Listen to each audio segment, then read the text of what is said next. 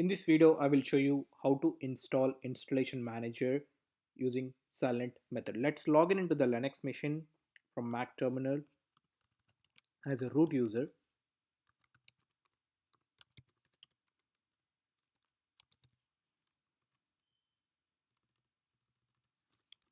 So SSH root at the rate your Linux host name. Go to softwares agent directory and run /install c-log /tmp install.xml -accept license.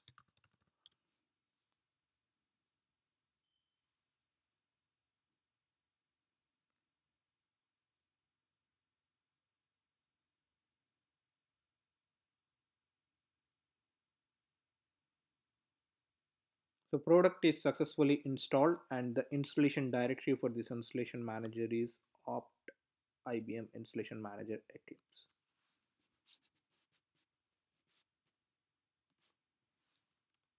So cd to opt IBM installation manager Eclipse, and here are the list of installed files.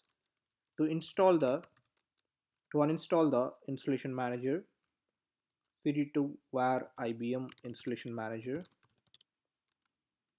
and run /uninstall cd to uninstall directory